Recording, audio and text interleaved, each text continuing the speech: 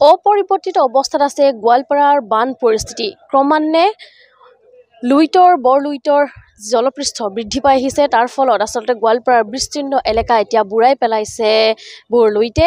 আৰু বৰ্তমান আমি উপস্থিত আছোঁ গোৱালপাৰাৰ বহতিত, আৰু বহতিৰ বিস্তীৰ্ণ এলেকা বুৰাই পেলাইছে যি ব্ৰহ্মপুত্ৰৰ বাঢ়নি পানীয়ে। আমি পৰিৱেশ দেখুৱাবলৈ যত্ন কৰিছোঁ। গোৱালপাৰাৰ যি তিনিটাকৈ ৰাজহ চক্ৰ আছে, তিনিটা ৰাজহ চক্ৰৰ অন্তৰ্গত প্ৰায় 192খন ৰাজহ গাঁও এতিয়া পানীৰ তলত থকা পৰিলক্ষিত হৈছে। আৰু এয়া হৈছে মাটিয়া ৰাজহ চক্ৰৰ অন্তৰ্গত বহতি, আৰু বহতিৰ বিস্তীৰ্ণ এলেকা এতিয়া পানীৰ তলত বুলি ক'ব লাগিব। আৰু এক হাহাকাৰময় পৰিস্থিতি সৃষ্টি হৈছে এই সমগ্ৰ অঞ্চলটোত। আচলতে লোকসকলে এতিয়া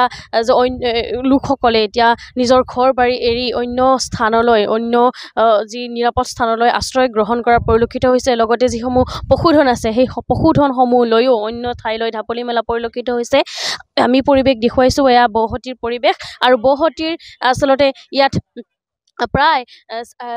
ইয়াতে এই বহতি অঞ্চলৰ প্ৰায় হাজাৰ হাজাৰ লোক এতিয়া পানীৰ তলত থকা পৰিলক্ষিত হৈছে। এয়া বহতি যি উচ্চতৰ মাধ্যমিক বিদ্যালয়ৰ পৰিৱেশ দেখুৱাইছোঁ। এই বিদ্যালয়খন এতিয়া পানীৰ তলত থকা পৰিলক্ষিত হৈছে।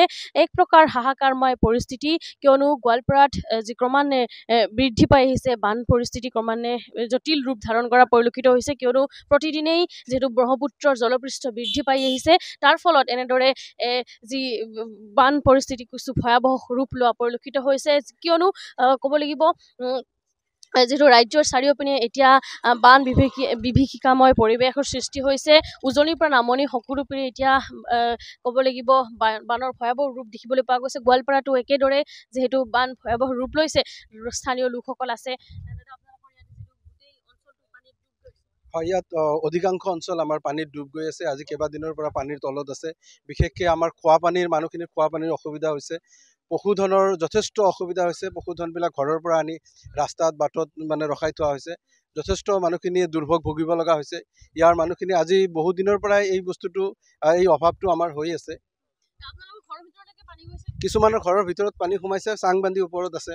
মানুহখিনি এতিয়াও কিছুমান বহুত কষ্টৰে বজাৰৰ পৰা সামগ্ৰীখিনি কিনিব লগা হৈছে। হয়,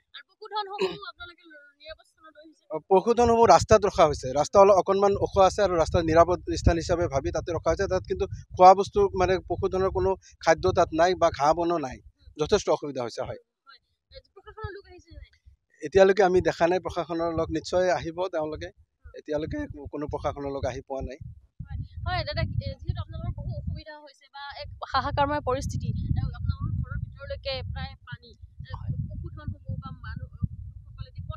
এতিয়া আপোনাৰ পশুধনখিনি আমাৰ এইটো অঞ্চলৰ ইয়াৰ পৰা 4-5 কিলোমিটাৰ আঁতৰত লৈ গৈছে, যিটো আপোনাৰ হিদাবাৰী কেম্প কয়, সিপিনে লৈ গৈছে। কাৰণ আমাৰ ইয়াত ৰাস্তা ঘাট সকলো জলমগ্ন অৱস্থাত আছে। মানুহৰ ঘৰৰ ভিতৰত 1 কমৰ 1 আঁঠুকৈ পানী আছে। সিহঁতে চাঙৰ ওপৰত আছে। আশ্ৰয় শিবিৰ নাই। চাওক, আপোনালোকৰ চকুৰ সন্মুখতে আমাৰ স্কুল প্লাবিত হৈ আছে। ইপিনেও স্কুল আছে। আশ্ৰয় শিবিৰৰ কোনো ব্যৱস্থাই নাই। মানুহখিনিৰ ঘৰৰ ভিতৰত চাঙৰ ওপৰত আছে। হয়, ৰাস্তাত আছে। ৰিলিফ পাইছে নে আপোনালোকে? নাই, ৰিলিফ কি, ৰিলিফৰটো এইটো নামেই নাই। ডিপাৰ্টমেণ্টৰ ফালৰ পৰাও একো কোনো খা খবৰ লোৱা নাই। আৰু পশু খাদ্যৰ, বিশেষকৈ পশু খাদ্যৰ হাহাকাৰময় অৱস্থাৰ সৃষ্টি হৈছে। সিহঁতে পশুবিলাক চাওক, আপোনালোকৰ সন্মুখত মোটামুটি শিল কামোৰাৰ অৱস্থা হৈ গৈছে। ইয়াত ধৰক সিহঁতৰ কাৰণে বেছি বেয়া লাগে। মানুহৰ খাদ্য নহ'লেও চলে, কিন্তু পশু খাদ্য নহ'লে আমাৰো বেয়া লাগে। সিহঁতে খাব নোৱাৰা অৱস্থা হৈ আছে। বহুত অসুবিধা হৈ আছে। প্ৰশাসনৰ লোক যিহেতু এতিয়ালৈকে আহি পোৱা নাই, কোনো ধৰণৰ ৰিলিফ তেওঁলোকে পোৱা নাই বুলি এক অভিযোগ তেওঁলোকে উত্থাপন কৰিছে। আৰু এক বিস্তীৰ্ণ এলেকা এনেদৰে পানীত যি বুৰ যোৱা পৰিলক্ষিত হৈছে। এয়া গোৱালপাৰাৰ বহতিৰ পৰিৱেশ দেখুৱাইছোঁ। গোৱালপাৰাৰ যি তিনিটাকৈ ৰাজহ চক্ৰৰ অন্তৰ্গত আচলতে 192খন গাঁও এতিয়া পানীৰ তলত আছে, যিহেতু ইতিমধ্যে আমি জনাইছোঁ। আৰু এনেদৰে গোৱালপাৰাৰ পৰিৱেশ আমি দেখুৱাই গৈছোঁ। দাদা, যিহেতু এনেদৰে এতিয়া হাহাকাৰময় পৰিৱেশৰ সৃষ্টি হৈছে, কি ক'ব, কেনেদৰে আছে এই লোকসকল? হয়, এইটো আচলতে আপোনাৰ বানপানীটো হ'ল আপোনাৰ প্ৰাকৃতিক দুৰ্যোগ। ইয়াত এইটো হয় প্ৰত্যেকবাৰে। কিন্তু এটা কথা, দুখ লগা কথা, আমাৰ বিগত বছৰবিলাকত আমাৰ অসম চৰকাৰৰ পৰা আমাৰ কেন্দ্ৰীয় চৰকাৰলৈ যিমান বান সাহায্যৰ বাবে আবেদন কৰিছিলে, কিন্তু সিমান পৰ্যাপ্ত পৰিমাণ কোনো আপোনাৰ ধৰক ক্ষতিগ্ৰস্তসকলৰ কোনো ক্ষতিপূৰণ পোৱা নাই।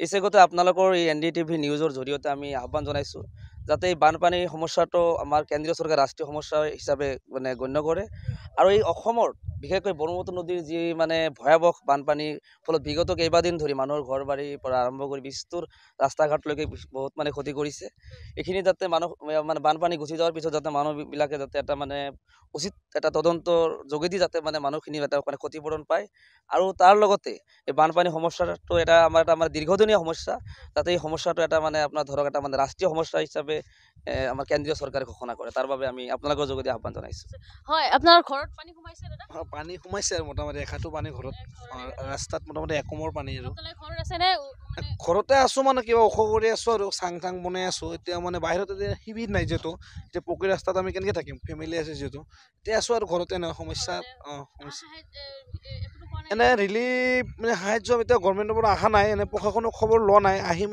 বুলি কৈ আছে কিন্তু কেতিয়া আহে আমি নাজানো আৰু এতিয়া ইনফৰ্ম পোৱা নাই আৰু আহিব বুলি আশাত আছোঁ আৰু যদি আহে ভালেই হ'ব কাৰণ সাহায্যটো বহুত দৰকাৰ কাৰণ বানপানী গৰু ছাগল খোৱা লোৱা অসুবিধা হৈছে আৰু বহুত স্কুল চব প্ৰাইভেট আপোনালোকে দেখি আছে চব মঠ মন্দিৰ স্কুল চব মানে পানীৰ বুৰ গৈছে আৰু মানে হয় ক'ব লাগিব যিহেতু প্ৰশাসনৰ লোক এই অঞ্চলত আহি পোৱা নাই এতিয়ালৈকে তেওঁলোকে কোনো ধৰণৰ আশ্ৰয় শিবিৰ ইয়াতে লাভ কৰা নাই যিহেতু সকলো বিদ্যালয়ৰ লগতে যিহেতু বিদ্যালয়সমূহ বা যিসমূহ মহাবিদ্যালয় আছে সকলো এতিয়া পানীত ডুব যোৱা পৰিলক্ষিত হৈছে বুৰ যোৱা পৰিলক্ষিত হৈছে আৰু এক অভিযোগ উত্থাপন কৰিছে কিয়নো ইয়াত প্ৰশাসনৰ লোক এতিয়ালৈকে আহি পোৱা নাই কোনো ধৰণৰ তেওঁলোকে ৰিলিফ তেওঁলোকে পোৱা নাই বুলিও এক অভিযোগ উত্থাপন কৰা হৈছে আৰু এক পৰিৱেশ আমি দেখুৱাইছোঁ কেনেধৰণে এতিয়া অপৰিৱৰ্তিত অৱস্থাত আছে গোৱালপাৰাৰ যি বান পৰিস্থিতি কেনেধৰণৰ তেওঁলোকে পৰিৱেশৰ মাজত তেওঁলোকে আছে সেয়া আমি দেখুৱাবলৈ যত্ন কৰিলোঁ